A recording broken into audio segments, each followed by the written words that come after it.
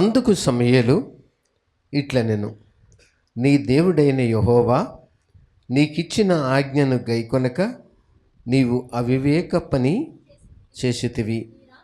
నీ రాజ్యమును ఇశ్రాయేలు మీద సదాకాలము స్థిరపరచుటకు తలసి ఉండెను. ఇశ్రాయేలీయులను మొట్టమొదట రాజ్య పరిపాలన చేయుటకు ఒక రాజును నియమించమని ప్రజలు కోరినప్పుడు దేవుడు సౌలును ఎన్నుకున్నారు.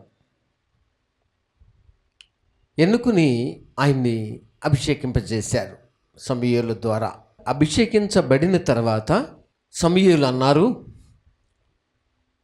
సౌలు, నువ్వు 7 దినములు ఆగి ఎక్కడికి రావాలి? గిల్గాలునకు రావాలి అని చెప్పారు. 7 రోజులు ఆగు, తర్వాత నువ్వు గిల్గాలుకు రా అన్నారు. అంటే ఈ 7 రోజుల్లో దేవుడు సౌలుని పరిశీలించారా లేక పరిశోధించారా? ఏమో, పరిశోధించడానికి 7 రోజులు ఆగి దేవుడు రమ్మన్నారేమో. 7 రోజులు ఆగిన తర్వాత నువ్వు రావాలన్నారు. బాగానే వచ్చారు, కానీ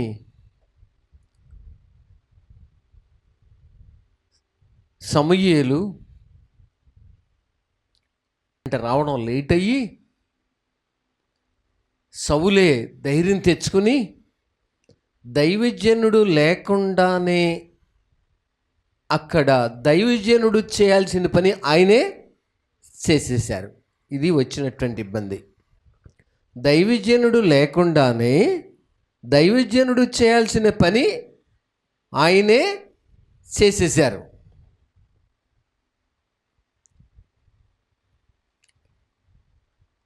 అది ఎవరు చేయాలి? ఆ పని బలర్పించడం అనేది ఎవరు చేయాలి?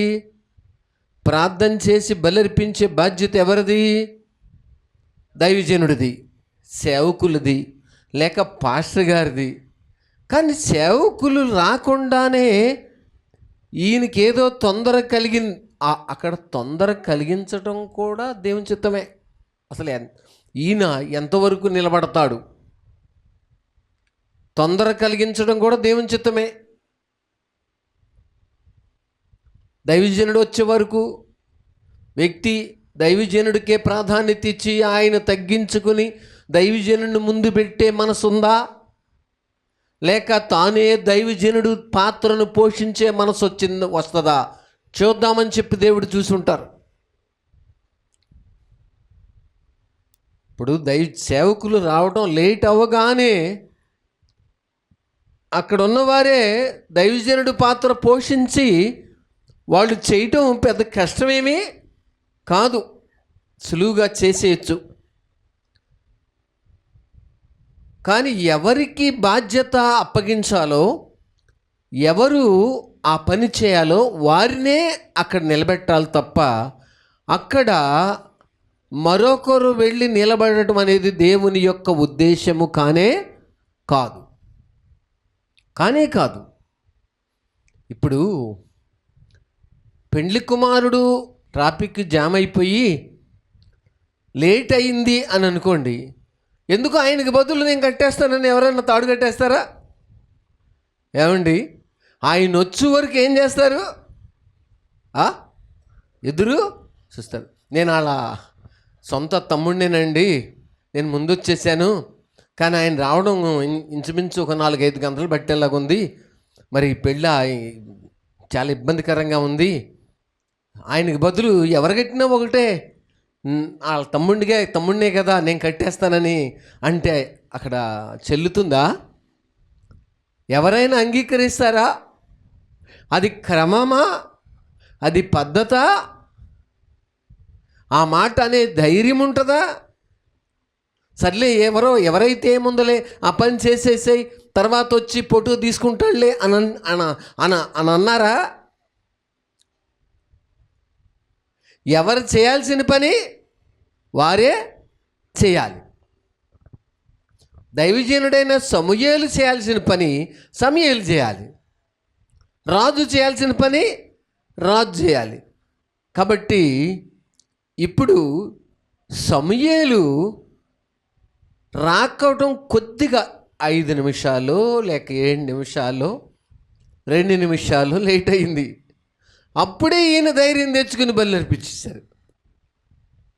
బలర్పించేసిన తర్వాత ఈ లోపల సమూయేలు దైవజనుడు వచ్చారు.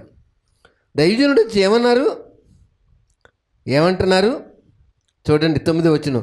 దహన బలులను సమాధాన బలులను నా యొద్దకు తీసుకుని రమ్మని చెప్పి దహన బలి అర్పించును. అతడు దహన బలి అర్పించి చాలించిన వెంటనే సమూయేలు వచ్చెను. ఇదేంటి, ఇంకా అర్పించి ఇంకా ఏం చేయలేదు, కూర్చోలే, జస్ట్ ఇంకా ఆ పని జరుగుతూనే ఉంది. ఈ లోపల ఎవరు వచ్చారు? దైవజనుడు వచ్చారు. అక్కడ వచ్చినప్పుడు ఆయన ఏ దృశ్యం చూశారో చూద్దాం. ఏ దృశ్యం చూసుంటారు? ఏ దృశ్యాన్ని ఆయన కళ్ళతో చూసుంటారు దైవజనుడు? సౌలు అతనిని కలుసుకుని అతనికి వందనము చేయుటకై బయలుదేరగా సమూయేలు అతనితో నీవు చేసిన పని ఏమని అడిగాను. సమూయేలు ఏమంటున్నారు? నేను లేకపోయినా భలే చేసేవయ్యా, నువ్వు ఎవరు చేసినా ఒకటే అని అనొచ్చు కదా, ఎవరు చేసినా ఒకటే కదా అని అనొచ్చు కదా. ఎవరైనా దేవుణ్ణే గణపరుస్తున్నాం కదా, ఎవరికైనా దేవుడికి ఎవరైనా చేసేది ఆ ప్రార్థనే, ఆ బలే, అదే కదా. పోన్లే నువ్వు చేసేసావు, థ్యాంక్ గాడ్ అని చెప్పారా? ఏమంటున్నారు దైవజనులు? నువ్వు చేసిన పని ఏంటయ్యా? ఏం చేసావు నువ్వు? దైవజనుడిని సిగ్గుపరిచారు, దైవజనుడి పాత్రను ఆయన పోషించారు, దైవజనుడిని చిన్నబుచ్చారు, దైవజనుడి పాత్ర ఆయన పోషించి దైవజనుడు యొక్క మనసును బాధ పెట్టేశారు, దేవుని చిత్తానికి వ్యతిరేకమైన పని చేసేశారు. మొత్తానికి దైవజనుడిని బాధ పెట్టారు, దైవజనుడిని అవమానపరిచారు, దైవజనుడిని సిగ్గుపరిచేశారు. ఆయన సిగ్గుపడిపోయారు. ఇదేంటి, నేను చేయాల్సిన పని ఇతను చేస్తాడే, నేను చేయాల్సిన పని ఇతను చేశాడేంటి? చూసారా? నువ్వు చేసిన పని ఏమని అడిగాను. అందుకు సౌలు జనులు నా యొద్ద నుండి చెదరపోవుటయు నిర్ణయకాలమున నీవు రాకపోవుటయు. చూసారా? నీ మూలంగానే నేను చేశాను అన్నట్టు చెప్తున్నారు. నువ్వు రాలేదు కాబట్టే నువ్వు ఆలస్యం చేసావు కాబట్టే నేను ఈ పని చేశా. నిర్ణయ కాలమున నువ్వు రాలేదు కాబట్టే నేను చేసేసాను అన్నారు. అప్పుడే వెంటనే ఏమొచ్చేసింది? సౌలులో తిరుగుబాటు వచ్చేసేసింది, నింద మోపే మనసు వచ్చేసేసింది. అప్పుడే హృదయములో తలబిరుచుతనము ప్రారంభించబడింది.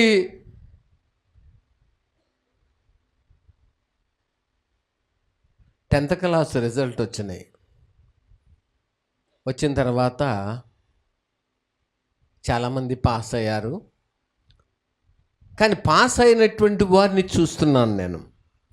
కానీ ఒక అబ్బాయిని చూస్తున్నప్పుడు పాస్ అవ్వకముందున్నటువంటి విధేయత 10th పాస్ అయిన తర్వాత ఆ వ్యక్తిలో పూర్తిగా ఏమైపోయింది? ఆ విధేయత, ఆ దీనత్వము మాయమైపోయింది. తాను నడుస్తున్న నడకలో ఎంత గర్వమో, ఎంత అహంకారంగా నడుస్తున్నట్టు కనబడుచుండెనో. నేనెంత బాధపడ్డానో. అయ్యో బాబోయ్, 10th క్లాసు పాస్ అవుతేనే మనుషులకి ఏమొచ్చేసింది? అప్పుడే గర్వము, అహంకారము. అప్పుడే మనుషులు ఆ నడకలోనే నేనంటే ఏంటి అన్నట్టుంది ఆ నడక.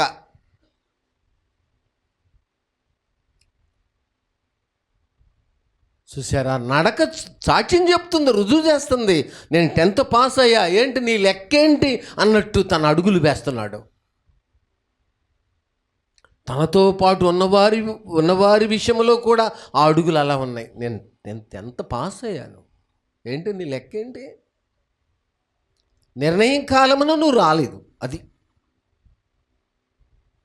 నిర్ణయించిన కాలానికి నువ్వేం చేయలే, రాలా. ఒక టైం చెప్పాం, ఆ టైంకి నువ్వు రాలా. అందుకే నా పని నేనే చేసేసా.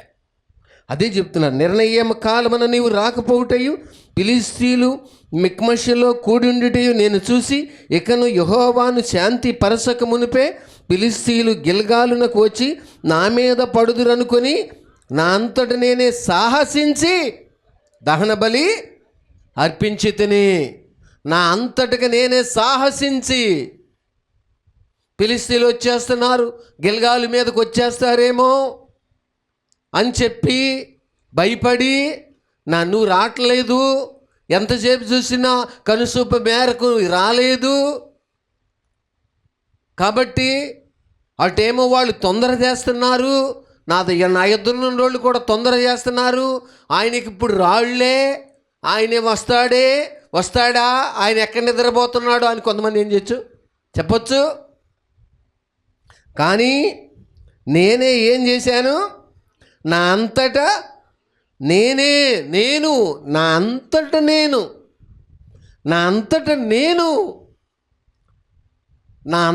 నేను అనే దానిలో ఏముంది? దేవుని చిత్తం లేదు, అక్కడ స్వచిత్తం ఉంది. నా అంతట నేనే చేసేసా, నా అంతట నేను సాహసించి. ఏం చేశారట? సాహసించంటే ఆయన లేకపోయినా పర్లేదు, ఆయన రాకపోయినా పర్వాలేదు, ఆయన వస్తే అంత రాకపోతే అంత, నేను ఆ పని చేయలేనా? నేను బలి అర్పించలేనా? ఆయనకే దేవుడా, నాకు దేవుడు కాదా? ఆయన్నే ప్రేమించారా, నన్ను ప్రేమించలేదా? ఆయన్నే క్షమిస్తారా, నన్ను క్షమించరా అని చెప్పి అలా వచ్చే మనసును ఏమంటాము? సాహసించి. అంటే చెయ్యరాని పని చేయుటకు మనుషులు ధైర్యం తెచ్చుకుని ఆ పని చేయడానికి సిద్ధపడిన హృదయమే సాహసించే మనసు. సాహసించినారు ఆయన. నేను మామిడి తోటలో ఉన్నానండి.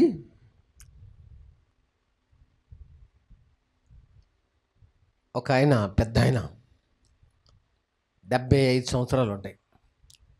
ఆయన బయటికి వచ్చారు. ఆ తోటలో 4 కేకలు వేశారు గట్టిగా. ఎవరైనా ఉన్నారా, బయటకు వస్తారేమని చెప్పి పలుకుతారేమని 4 కేకలు గట్టిగా వేశారు. ఎవరో పలకపోయేసరికి ఏమనిపించింది ఆయనకి? సాహసించే మనసు వచ్చింది.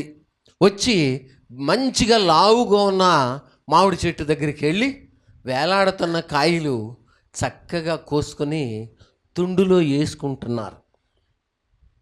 తుండు 2 చెంగులు పట్టుకుని భుజాన్ని పట్టుకుని కోసుకుని వేసుకుంటున్న సమయంలో ఈ లోపల తెల్ల డ్రెస్ వేసుకుని వచ్చారు ఆ తోట దొరగారు.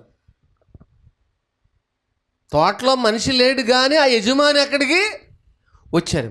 వచ్చి ఆయన్ని చూసి ఏం మాట్లాడతారు? ఎవరు నువ్వు, ఏం చేస్తున్నావు?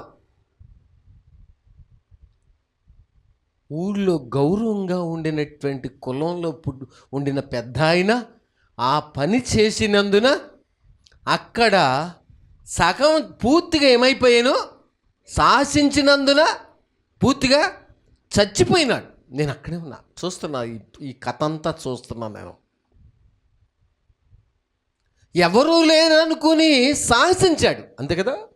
కానీ దాని యజమానుడు అక్కడికి వచ్చేసారు, సాహసించారు. కొంతమంది ఇక్కడ పాస్టర్ గారు లేరు, సాహసించడం. ఇప్పుడు ఆయన రారు, సాహసించడం. అయినా నేను దూరంగా ఉన్నాను, సాహసించడం. ఆయన నన్ను చూస్తారా, సాహసించడం. ఇక్కడ ఎవరు చర్చి వాళ్ళు ఎవరు లేరు, నన్ను ఎవరు చూడరు, సాహసించడం. మాట్లాడడంలో సాహసించడం, వ్యతిరేకంగా మాట్లాడడానికి సాహసించడం, వ్యతిరేకంగా ప్రవర్తించడానికి సాహసించడం.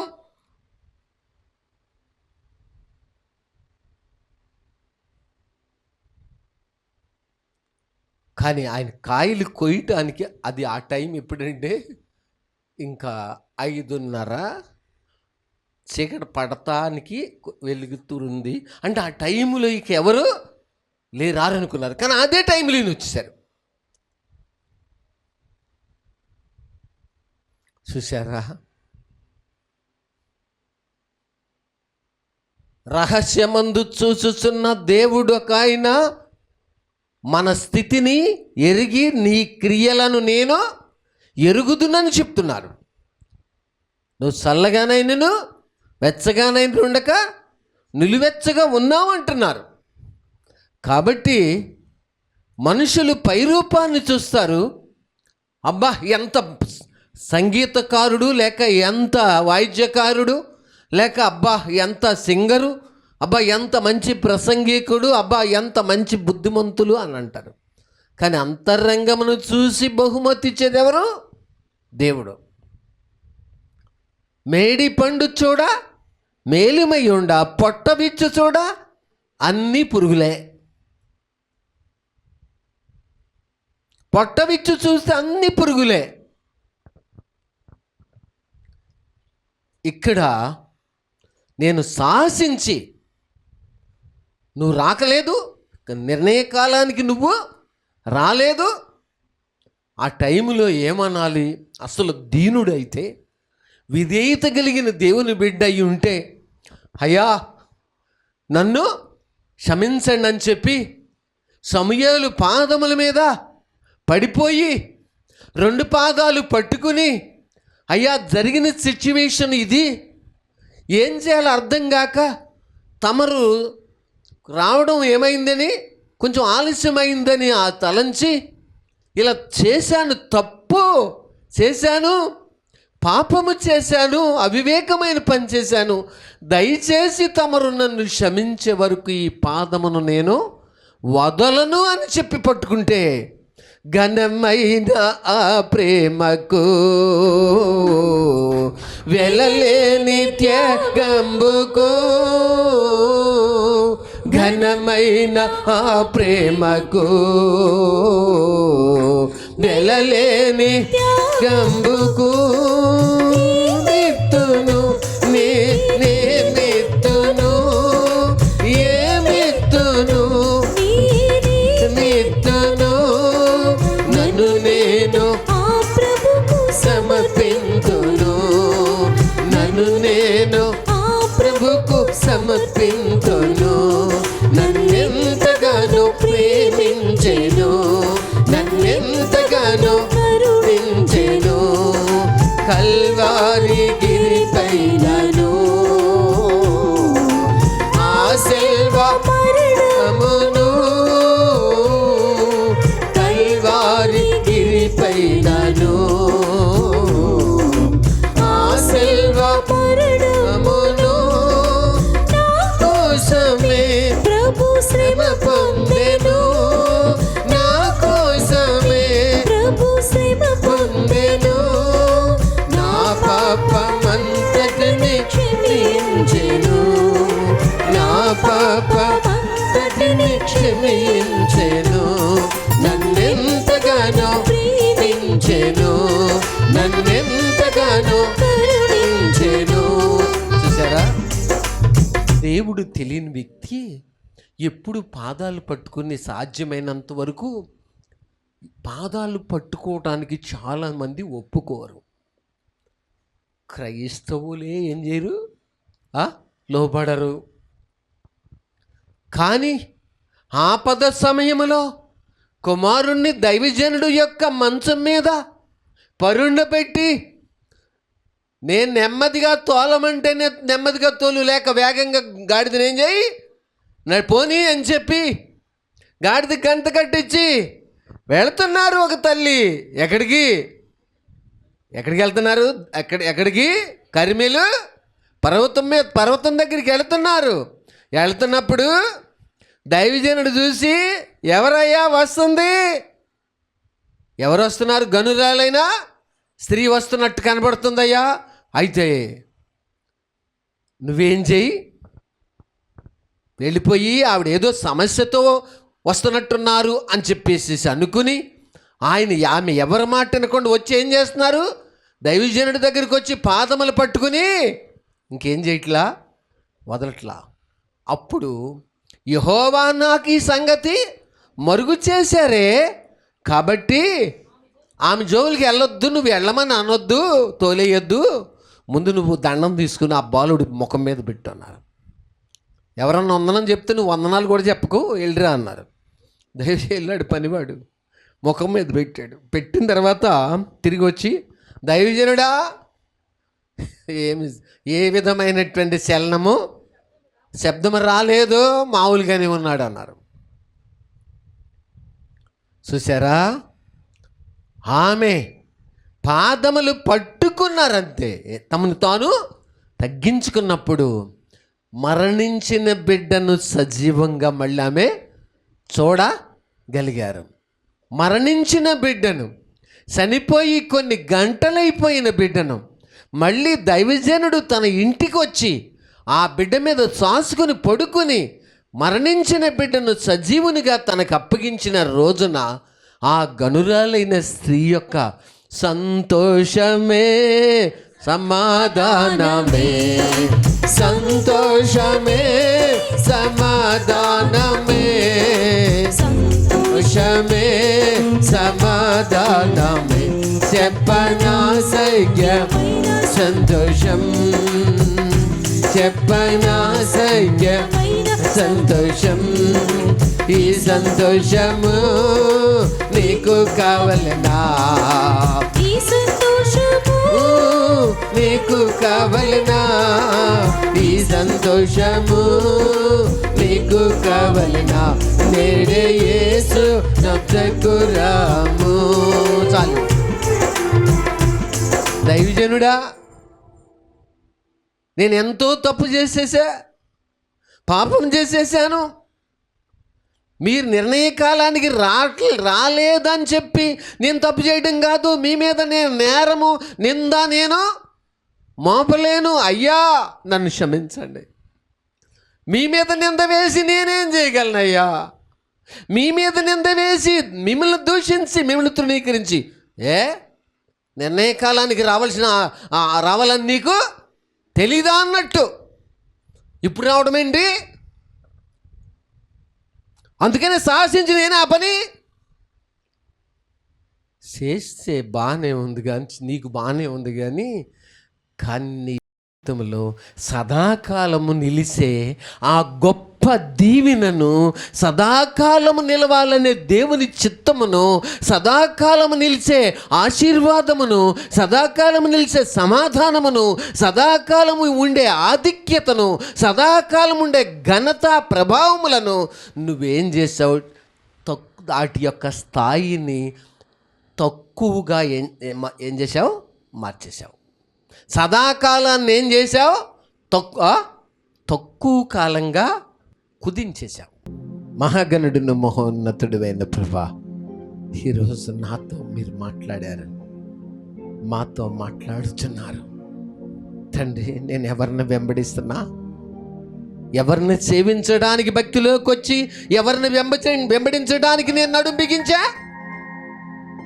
నడుం బిగించాను? నా మనసును దేని వైపు స్థిరపరిచాను? ఒక్కసారి నన్ను దర్శించమని, దీనురాలై నన్ను నేను తగ్గించుకుని నలగొట్టుకోవలసిన నేను మనుషుల మీద నిందలు వేసడానికి ధైర్యం సాహసించుచున్నాను, మనుషులను తృణీకరించడానికి సాహసించుచున్నాను, మనుషుల మీద నిందలు మోపి వాళ్ళ పేరు చెడ్డదిగా చేసేలాగా సాహసించున్నాను. ప్రభా నన్ను క్షమించుము, కృప చూపించమని యేసు నామమున అడుగుతున్నాము తండ్రి, ఆమేన్. తండ్రి ప్రేమయు, కుమారుని యొక్క కృపయు, పరిశుద్ధాత్మని యొక్క అన్యోన్య సాహసము ఈ మేరకు తోడి నడిపించుకొనును గాక. ఆమేన్. మీ అందరికీ వందనాలు.